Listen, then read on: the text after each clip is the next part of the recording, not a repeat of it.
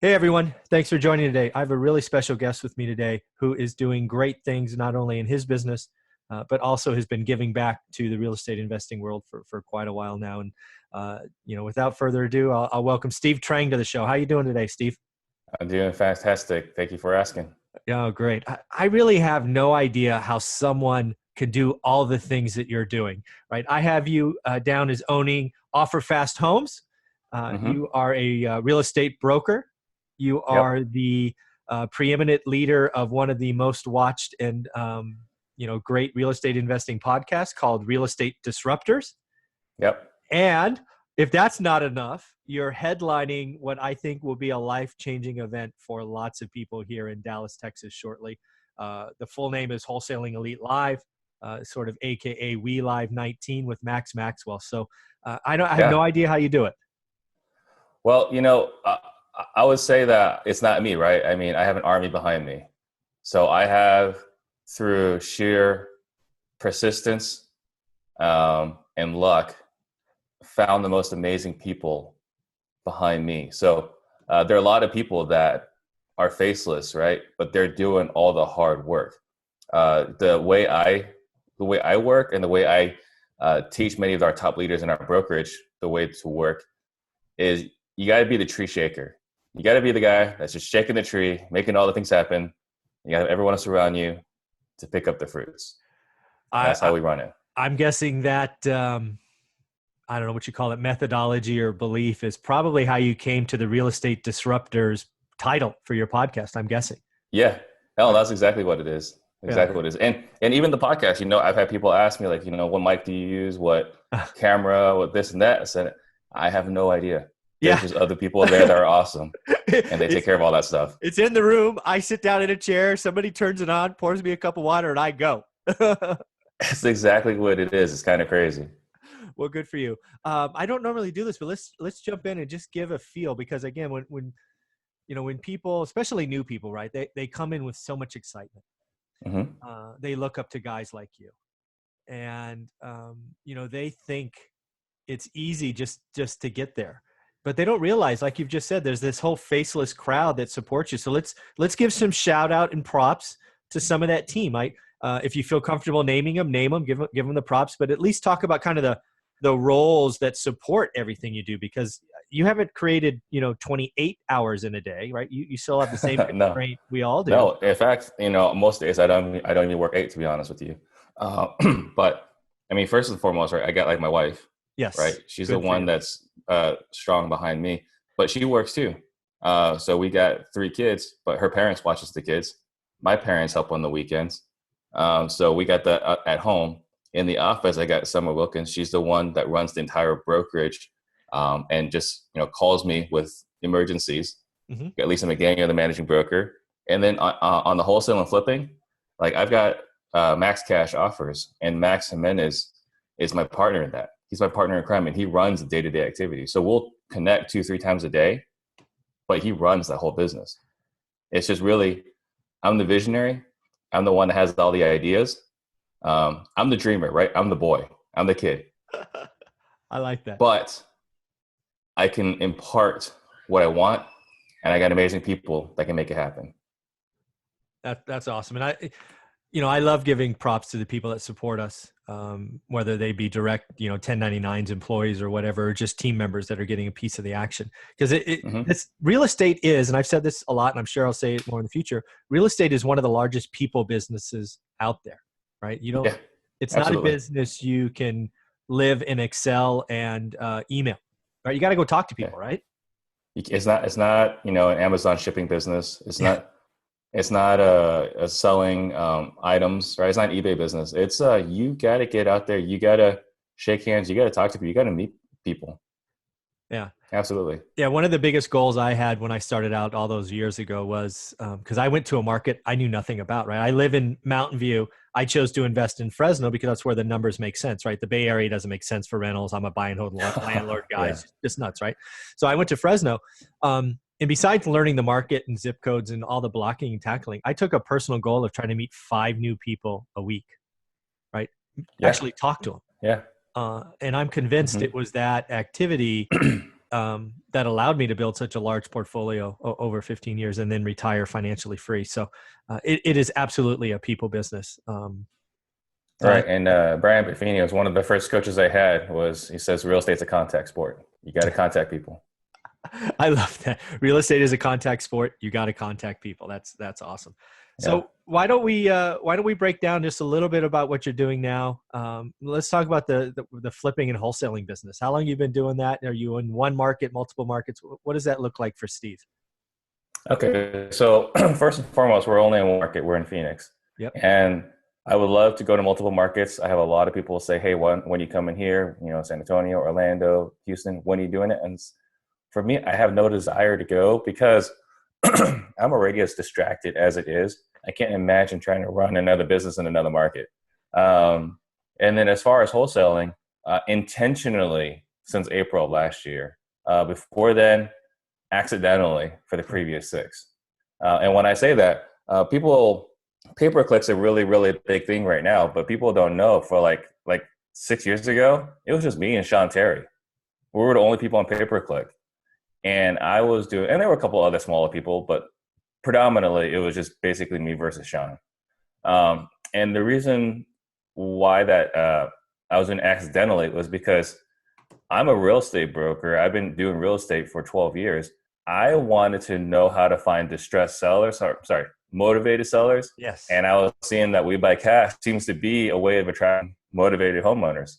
And I would go meet with them. I was like, you don't want a cash offer. You want a listing. You want top dollar. And I would push that view on them. Yeah.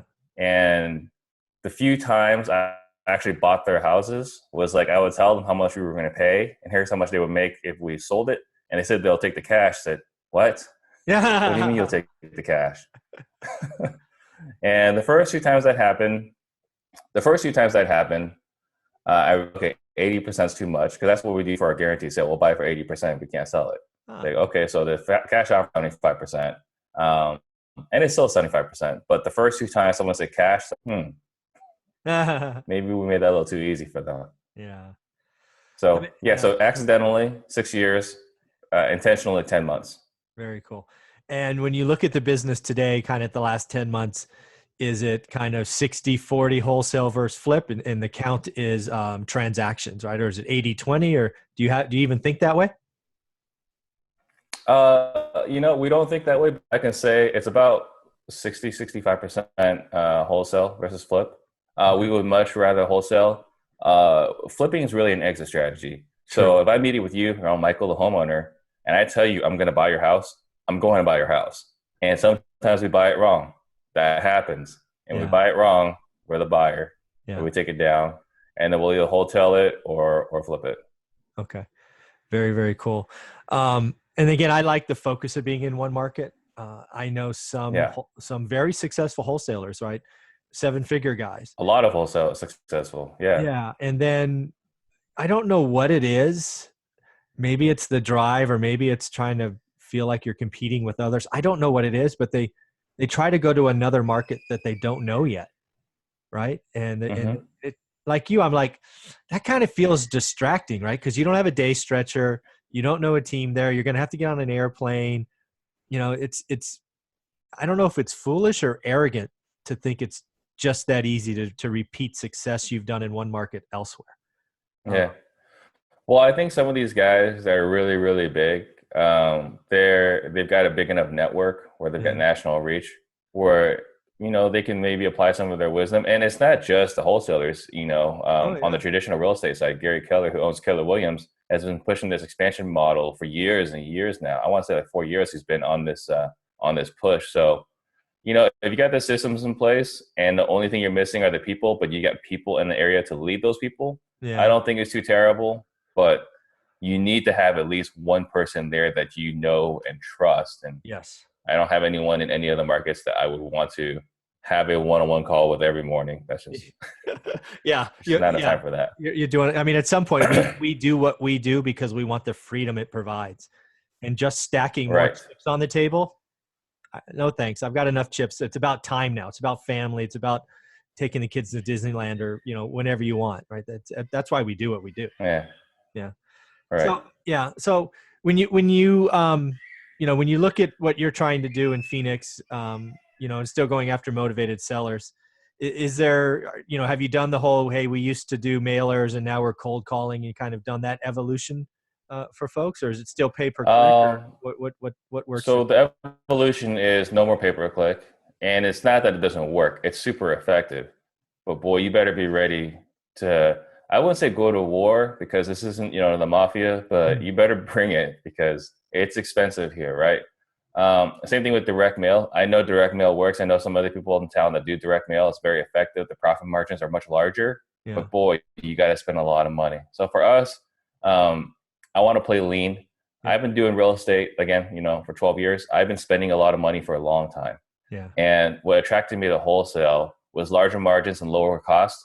So that's what I'm doing. Yeah. Lower cost, And, larger margins. and let's not forget the third one, speed, right? Time to exit, Speed, whatever you want yeah. to call it. Yeah. Velocity of money. The bankers talk about velocity of money. Absolutely. All the guys that are really good with money talk about velocity of money. We never talk about velocity of money. Wholesale, there's a lot of velocity. Yeah, let's break that down and break it down for someone watching this, because I agree, velocity money is the key really for anything, right? Whether it was buy and Mm-hmm. hold stuff, right? You're kind of thinking for decades. Flipping, you're thinking for months. Wholesaling could be, let's call it weeks, and Yeah, sometimes a or fast nickel's days. better. Yeah, or days. Fast nickel's better than a long Yeah, quarter, right? So right. let's educate folks. So we say velocity of money, give an example, please. Okay, so um, the argument of wholesaling versus flipping or traditional, right? Wholesaling, I talked to Michael, the homeowner, today. We lock up a contract. I could have a buyer in my back pocket, someone that I know is looking to buy in this area. I call them. We can have this contract sold in a few hours, in a matter of hours. And then we just got to wait until the homeowner's ready to close, right? And we can close in just a few days. I've had a situation where I almost bought someone's house in one day, and if it weren't for the HOA foreclosure, Hmm. which we were trying to beat, there was another guy that was beating down the same homeowner's door, and they went with their offer, but we were ready to close the day of the foreclosure, and they called me the day before. Yeah. So you can move something in a day if you have the right buyer and the right seller. Flipping, it could be a 1 month ordeal. It could be a 6 month ordeal. Mm-hmm. And you got the FHA 90-day anti-flipping rule. So no matter what, in our market, FHA is pretty popular still. We got a lot of homes below 300,000. So right there, you're eliminating 1/3 of the market. So flipping, right there, you already got time and you got costs as well. If you go traditional, if you list the house, it could take 60 days. It could take 120 days to sell the house. So getting paid, I would rather get paid $5,000 today than $12,000 in 4 months. Because how many times can I make $5,000 in a few days? Amen. In No, that 12 months. that's exactly right. Some people get locked into the 5 versus 12, but what they forget is, just do the the yearly return, right? 5,000 every 10 days versus 12,000 every 90 days, right? I mean, just simply said, right? 5,000 times 52, that's a lot of money, right? And 12,000 times 4, that's not a lot of money. So that's nowhere close. Nowhere close. So Exactly. maximizing margin versus speed of money. And that's one of the reasons when we sell our properties, we don't try to get every last bit out of it. If the flipper is making money off of it, good for them, right? I have no desire to pull out every ounce of profit because A, I want to move it fast, and B, I want them to come back. Exactly. I think some people forget. Yeah, I've seen a little bit of a change in the wholesaling because I buy from wholesalers all the time. I don't do any marketing. I'm about enjoying my life now, but I still do deals every year. So I would be a buyer of stuff that like you're selling. I've seen a change in the last 6 months where a few wholesalers I know are trying to squeeze the last ounce of blood out of the deal, and you just don't buy from them anymore, right? There's just no room. So it's so they can, and going back to the velocity of money, right? So like they squeeze out the last bit of profit? Absolutely. But when you remove 80-90% of the buyers from the market because they're done with you, now you got to chase the new home seller or the new flipper. You got to go and prospect for more people. Why not leave a little bit more and sell to 100% of the market instead of trying to maximize it and deal with just a handful that don't know what they're doing, that might not even be able to perform. Yeah, no, exactly right. Yeah, the wholesaler buyer relationship, that first one's got to feel a little uneasy on both sides, probably, right? So you're absolutely Yeah. right. All right, there was one wholesaler I did I think 9 or 10 deals last year, and I let him know the other day. I said, Hmm. "Wow, you've changed how you price stuff because there's no room, right? If I have one hiccup in this flip, I'm out. So basically, no thanks, right? So he has to go Right. back and build his buyer list, which is like you say, an issue. Let's try to step back and pretend like we're newbies, right? A lot of people watching this, they see the YouTube videos, they see the Facebook posts, people, stacking cash and all that sizzle stuff, but that annoys me, Hmm. frankly. Um, why don't we talk about, what we would tell someone to get started? Somebody in our network, somebody we trust, we like them, they get all excited. How would you focus somebody for those first 30 or 90 days? Any suggestions? You know, this question came up the other day, and I was talking to someone who was didn't have a job, and I told him what I would do if I was in this situation. I don't know if this advice would work for everybody, but I said, look, we know driving for dollars works. So go get the Deal Machine app, go driving for dollars, and go get a job as an Uber driver, because then you're literally getting paid to drive. So you're driving around neighborhoods, you're picking people up, and while you're driving, take a couple of, or after you drop them off, get that snapshot, right? Yeah. You're in the neighborhood already. You already know where the areas are. So one of the great things about being in real estate is you know the market. That's just the way it is. You have to if you're in the business. If you're an Uber driver, you're going to know those areas really well. So there was a flipper I met at one of the real estate investor associations, and he says his lead source is his son delivering pizzas. His I love son's that. delivering pizzas and says like, yeah, he'll see a house. Oh, I think that one's in distress, and text his dad. So I think, the Deal Machine app, I think driving for dollars, I'll be honest, I've never done the bandit signs. Yeah. Being a licensed real estate agent, I have to disclose on those bandit signs, and I would imagine that's going to ruin the effectiveness of those ads. Yeah. So I've never done bandit signs. I don't do direct mail. I'm tired. I'm done with the spending money. Yeah. So I think driving for dollars until you can start buying data. I think Yeah. that's where we're at. We're buying data and we're cold calling. Yeah. So I would say there's a lot of YouTube University. I think there's a lot of really good stuff. You know what you're doing, Yeah. what I'm trying to do, and I would say go to real estate investor associations and don't buy the first from the first guru you meet. Vet Amen. them. Vet Bet. them. Yeah. When I get that question, and this question could be from anyone from somebody who doesn't have a job, to some of the people I work with where they actually have cash, right? They have 60-hour-a-week jobs in tech, right? And they're like, Mm-hmm. how do I get started? Right. So you've kind of highlighted it. I'll just hit it again, right? There's two things you need to do in this business when you're starting or successful is you have to know your market, right? Whether Mm-hmm. you're an Uber driver, driving for dollars, Deal Machine app, all of that, that's the start. And then the other thing is you have to get comfortable talking to motivated sellers, right? You have to be able to cold call it, right? Hey, my Yep. name's Mike Zuber, Steve Trang. I was in the area, I'm looking to buy something. I saw your house. Would you have any interest in selling it?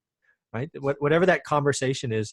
And the other thing is, again, it's a people business. So network, whether it's real estate events or just tell your neighbors, right? Yeah. I interviewed a lady yesterday who she was part of Max Maxwell's Wholesaling Elite, been with it for 6 months or so. And she was at a barbecue, told somebody what she was doing, and she got a lead source to a red tagged house in her neighborhood. And, lo and behold, she made her first $8,000 check. But Yeah. you've got to get away from your computer, people. You got to go talk to people. Right. Right. And the IT tech guy that wants to get out of it, he's got to learn how to talk to people. But if I was in a situation where I didn't have as much time, but I had money, I would go buy data and I would do ringless voicemails. There you Right. go. Because that doesn't cost you anything, or it doesn't cost you time. Time. Right. You got to trade time for money. So you get the money. So buy the time with Yeah. ringless voicemails. Yeah. No, exactly right. If you come into this game, whether it's either time or money. That's all. Mm-hmm. That's all the equation is, right? If you don't have money, it's about going out and finding distressed assets, looking for things, becoming that and knowing the area, right? Because you can Mm-hmm. sell that wisdom and expertise to people that have cash, and then if you have cash, Right. as you said, it's to buying time, ringless voicemails, and buying data and all of that. So that's awesome. So I'd be curious. One thing I always do with my guests is we basically highlight, why you're great, which we've just done. But let's go back to the beginning, right? Whether you want to go back 6 years or you want to go back 12 years. What was Steve Trang doing before he got into real estate and before he started, flipping and wholesaling? What is your origin story? So before I got into real estate, I was an engineer. I was bored out of my mind. I was working 25 hours a week, doing good work, but unfulfilled. Yeah. When I quit, I actually told my boss, like when I left, he's like, well, we think it's a bad idea that you're leaving. We think you got tremendous potential here. We actually think you could be a VP one day, one of the VPs at Intel. It's like, wow, that's awesome. Yeah. But I'm gone. Yeah, I'm out. Check. And I was also a failed professional poker player. So that didn't work so well. But online or in person. In person. In person. Yeah.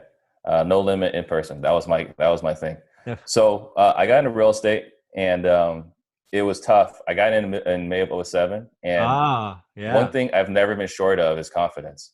So I was like, whatever, I'll figure it out. Well, I figured it out with $50,000 in credit card debt. Okay. But we went from there to listing short sales to listing foreclosures.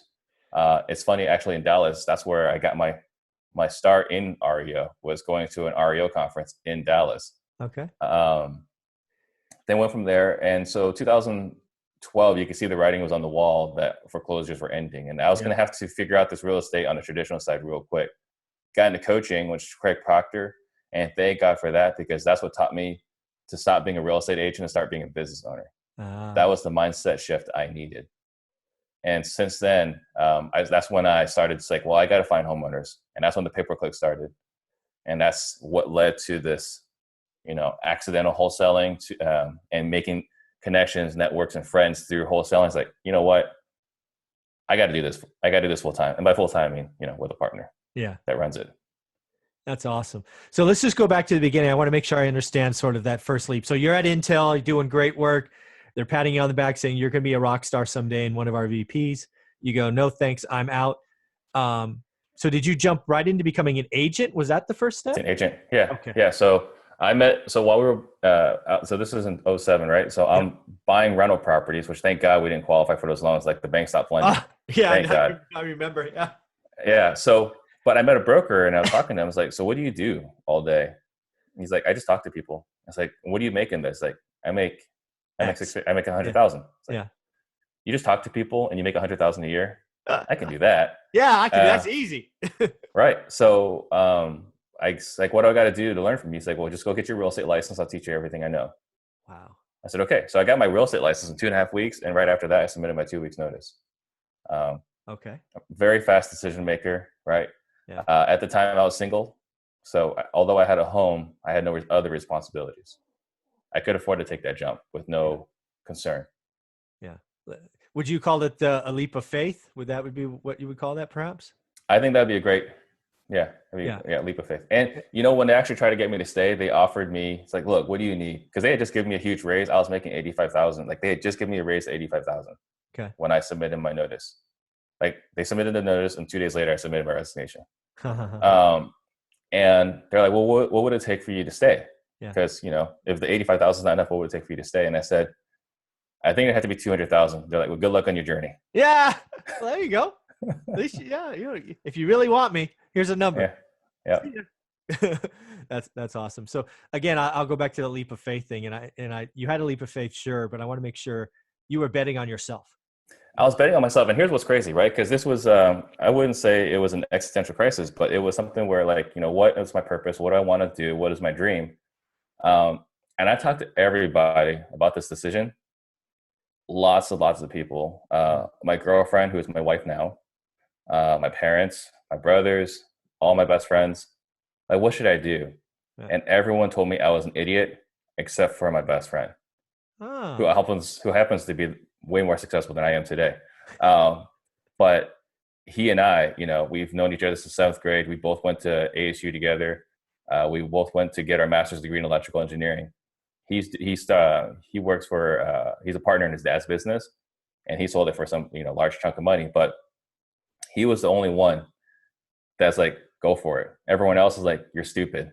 Like, why would you walk away from a job that's paying $85,000 a year where you barely work? You don't even work 30 hours a week. Yeah. It's like, Yeah. Well, there's something there that I think lots of us are raised that way, right? We're raised to have a job, right? We're quote unquote successful when we work for Intel or like companies, as opposed to promoting being an entrepreneur, right? Go bet on yourself, as we said earlier. Have that leap of faith, and it's not that people around us are being mean or spiteful. They just don't know, right?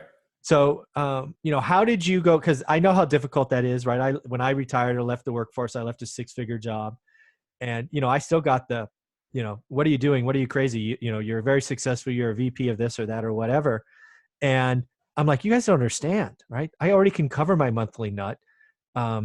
Sure, I love my job, but I love my time. I love my family. I love helping people more, right? So. There was no number, right? You could slap more stock or whatever you want. I'm out, right? Be gone. So how did you find those people to support you? Because I know it could be lonely, right? You only had your best friend. How'd you get that support network? I think, and this is going to sound, how to put this. So I grew up in Phoenix, right? And my parents said, we can't stay here, or move to Chandler, better school district. And I think that we're, Jim Rohn says you're the average 5 people we spend the most time with. Yes. And so my parents wanted me to go to a good school so I'd have better friends. Yeah. So, I was in all the honors classes, and, looking at my friends I hung out with, it's kind of crazy. Like, one graduated with a PhD in neuroscience. One is, went to Duke for his medical degree and an MBA. Wow. I got, like I said, my best friend, he sold a part of his business for a large chunk of cash. One of my other buddies, he was Speaker of the State House. Now he's one of the state senators. And so I think it's really important to build. It starts early. Yes. And so I think I was very blessed that my parents decided to put me in an area where, where all the other rich kids were, Yeah. Even though we didn't belong there, like my parents bought a HUD home so we could live in Chandler. Yeah. I didn't even know that at the time. My dad only told me like 5 years ago. So we lived in a HUD home. It was a foreclosure, but he wanted us to live in Chandler so I can go to the good schools. Yeah. And because of that, I had the right friends, and that helped us build the right support network. Yeah. So even though my friends told me I was stupid, like they were saying that from a position of care. Yeah, of course. Yeah. So it was there, and they're still super supportive. And now that I'm on this side, we both, me and the other friend, we're always pushing other people to be entrepreneurial. And that's part of the podcast, is to push others to be entrepreneurial, because you need that support network, to get out from other people trying to hold you back out of love, but people that try to hold you back. Yeah. Let's talk about the podcast and more about that. Cause you first off, shout out mom and dad, right? They made a hard decision, moved to another part of town for you, right? Yeah. So shout out mom and dad. But again, there's a lot of people watching this if they were honestly going to reflect on their 5 friends, it wouldn't turn out so well, right? They're out, they're playing video games, they're smoking out, or, whatever, right? They're, $12 an hour people just, happy to make a check. I don't know what it is, but. Well, I like the way what Jim Rohn said. It was that if you show me your 5 friends, I'll tell you how much money you make. Well said, Mr. Rome. Yeah. Yeah. So, some people that are watching this need to change their 5 friends. Yeah. And that's hard. It's hard. It's really hard, right? To just change friends. And I deal with this on a multiple, I've had on multiple occasions, other agents that I've trained up in my brokerage, like my friends are like, I feel like I'm losing my friends, like we don't hang out anymore and this and that. I was like, that sucks, but that's part of growth. Yeah. Yeah. You see that as a bad thing. I see it as a good thing, right? Exactly. Right. Like it has to change, because otherwise you're going to stay at their level. And then I like the way Darren Hardy says this, and it's that you don't necessarily need today have 5 millionaire friends. Yeah.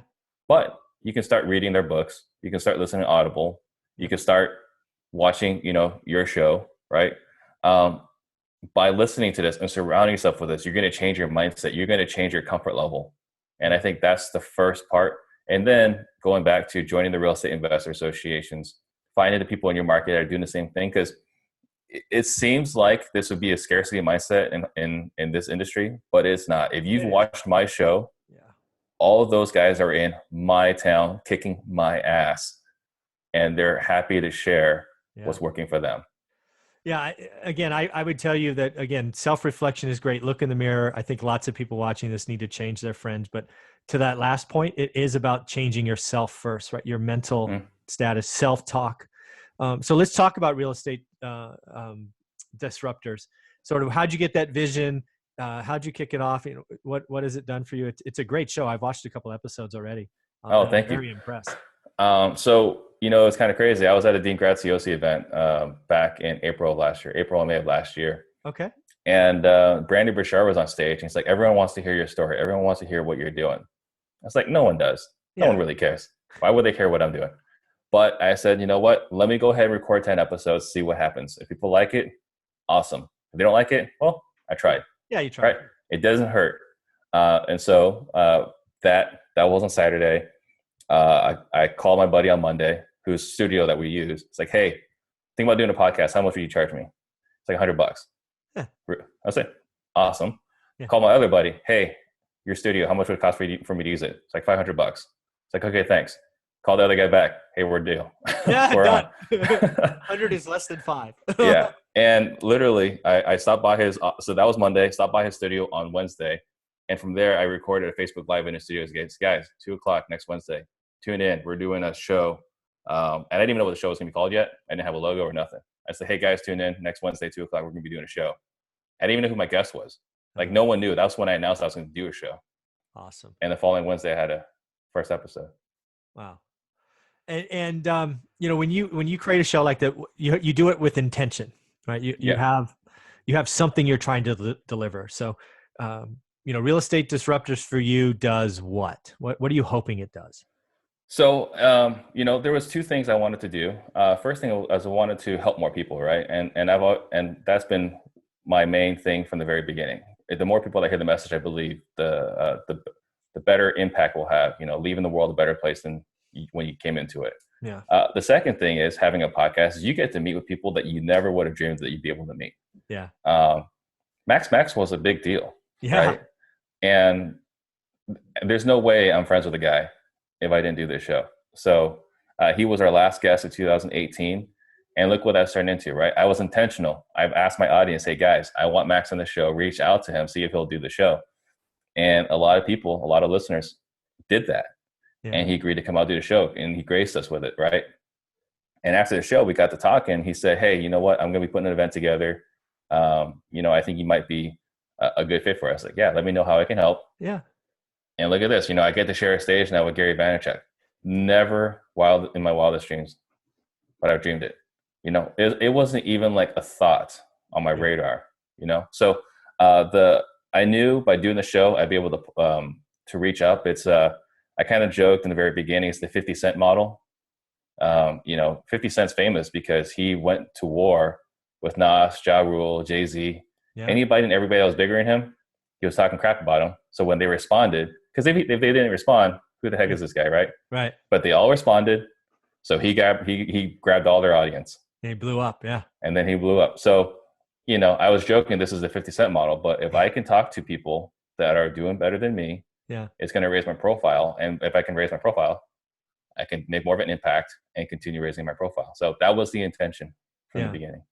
Yeah. And again, hopefully you guys, what you're taking from this is, and he said it earlier, just to hit it again, real estate investing, we've said, to people business, but also it's an abundance mentality, right? It's not a scarcity model. Yes, you're dealing with real estate transactions that are finite and individually based, but that's not what this business is about. There's always more houses, always more motivated sellers. There's always more stuff to do. The more people you help, the bigger your network is, the more profitable you will be. This is a long-term business. This isn't a, something that's going to be here today and gone tomorrow, right? Real estate's been around for a long time. Long-term. And, I learned this even on the traditional side. Before I got into coaching, I reached out to all the top real estate agents in our market. and most of them are too busy, right? Scarcity mindset. Yeah. But the biggest, most successful ones were abundant mindset. I sat down with Russell Shaw twice before, I signed up for coaching and opening my own brokerage. I picked his brain, and he was more than happy to share. And it was what was it? Um, the Callaways. Yeah. Callaways. They're in the Scottsdale market. They're huge, right? They were consistently top 3, top 5. I called them and said, "Hey, I'd like to do lunch." They're like, "We're too busy. We're selling so many freaking houses. But if you will come to my office, I will sit down with you for 20 minutes." There you go. And that's the abundance mindset. It's we can help. We can pull people up because of where we are. Yeah. And again, people and I've seen that across the country, right? And just this episode is just another example. I reached out to Steve, right? We've only known each other on Facebook, right? We've seen each other's stuff perhaps. And he's like, yeah, I'll help you up. Right. So right. I appreciate that. Thank you very much. Yeah. As we wrap this up, I am curious, have you thought about where you're taking this big thing in 3 to 5 years? I mean, it's already wildly successful and lots of people would be happy to be where you are, but I know you have a bigger vision. Where are you going? Boy, I can't say anything about 5 years, but in 3 years, if we could, so I got the app too, right? Offer Fast. Yep. If we can get that in every single market, because what the reason for the app was to shortcut the wholesaling learning curve for everybody. If we can get that in the hands of every consumer, I think that would change a lot of lives. Yeah. Because you wouldn't have to build your buyers list the same way that everyone else does. Like the way we designed it is so that you can walk out of a Kiyosaki seminar, which I do not promote. Yeah. I think he's terrible for what he's doing on the conferences. Yeah. But you can walk out of that conference inspired and motivated, and you can start finding distressed properties, and you have a buyer's list in your pocket already. Yeah. That's pretty awesome. So focused on the app, you're going to stay in the Phoenix market to go back to where we spoke earlier. Yep. But where are you going to take the Real Estate Disruptor show? I think that's, I hate using sports analogies, but I can't think of one better now. I think you're in the first or second inning of that, but I see so much more growth for that. Have you thought about where you're taking that thing? Someone asked me, like, what was your goal for your podcast? I was like, I want to beat Dave Ramsey. Okay. So, I think that there's only so far I can take Disruptors. I think I could take it really far. Right? I think Bigger Pockets podcast is like number 3, I think, in business. I think so. Yeah. But, Darren Hardy is one of my heroes. Gary Vee is one of my heroes. Elon Musk is another one of my heroes. And man, if I could motivate, inspire, and educate people the way that they have, like, that would be an awesome legacy to have. That's what I want. That's pretty awesome. Yeah, I've adopted a goal after just being at a real estate event and speaking on stage on the flight home. I'm like, I'm not sure I'm doing enough. So this is what I've created. I'm just looking for your feedback. There's 2 things I want to do. I want to create a legacy of helping others that outlives me by 100 years. That'd be incredible. Right. Yeah. And then second, I want to try to help 1,000 people take action, meaning in what I do is help them buy that first rental property. That's everything I do now. I run through that lens. Does that feel short-sighted or what do you think? No, not at all. Not at all. I think that's awesome. Right. I mean, if you can help, is that 1,000 people correct buy their first property? I think that's huge. I think that's something that, and Jack Bosch, he was a previous guest on the show just this past week. And his thing was, I wanted to create, I want to help, 1,000 people become millionaires. He's like, I already did. And he said to me, I've already created 100 millionaires. Like, wow, that's awesome. Wow. Like, that was my goal. You already did it. But I think that's awesome. I think that Dave Ramsey said, right? Heart of a servant. Yeah. If you have that heart of a servant, people will find you. And I think that's what's interesting about our medium today is that we don't have to be flashy to inspire. And I think that people will be able to, because we're doing video, I think their BS detector is going to be a lot stronger today than it was even a year ago. Yeah. And I think that the guru model of sign up for this conference for $99 or free. Yeah. And then come to this 3-day event for $1,000 and then sign up for my coaching for $30K. Yeah. I think that model's dying. I hope so. Which is great because I thought all those people racking up all that credit card debt was ridiculous. I agree. That model of the constant upsell, right? Mm-hmm. From free or 99 to 5, that's never struck me as being authentic. Nope. What I like to your point about videos, you really do get that feeling. Are these people authentic? Are they really saying what they do? And it's free, right? It's free. So, some people call it YouTube University, whatever you like. So it is YouTube University. And I think YouTube University is awesome. Yeah. Right. I just think you can't stay stuck in there. You got to take action. I totally agree. And that's exactly why I did the whole 1,000 thing. Cause I actually had a 2019 goal I put out on January that I just crossed off the list because I couldn't track it. Right. So hence getting 1,000 people to start. Why? Because going from 0 to 1 is the hardest thing to do. Going from 1 to 2 is 1,000 times easier. Oh yeah. Right. Yep. So I'm worried about those people that are stuck in analysis paralysis or can't get started. That's the person I can help, because if I can get you to 1, most people can go from 1 to 2. Yeah. So that's what I'm doing. Well, I want to wrap this up. I want to make sure I turn it over to you because you're going to have a lot of things to share. Why don't you share anything you would like, that more about the app, more about the event you're headlining, your podcast, go for it. Well, I would say that if you guys are in the Dallas area or if you guys are on the fence, I would say definitely go. And I would love to meet each and every one of you guys in person. I think there's 1,200 seats. I don't know what capacity is sold out, but I'm going to be there for a few days. So I will, say hi. I'm not going to be the one that's going to try to run away because I know when I would go to those events before, I was the one that would go and talk to the speaker and ask them more questions. Yeah. So don't be afraid to reach out to me and talk to me. Even if I look busy, I might have to return some phone calls here and there, but I will be available. And then the podcast, I think definitely check that out. I think that there's some actionable items, and I will go back because everyone, even though all my questions are pretty much the same, everyone runs their business differently. So you got to figure out which business model applies to you. And what else? The other thing is, I would say that there's been no better time to be alive.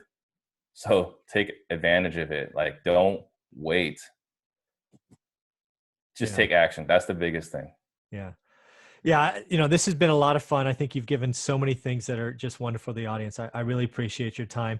Again, it's a people business. You got to take action. The guru model's broken. There's so many nuggets you dropped out. And again, if you're in the Dallas area, you're thinking about changing your life, you need to be at the Wholesaling Elite Live event or Max Maxwell. You got to go see Steve. Take some selfies, publish all that stuff because it will change your life. So I just want to thank you for your time, and I want to wish you a great Sunday. All right, thank you. You too. All right, man. Take care.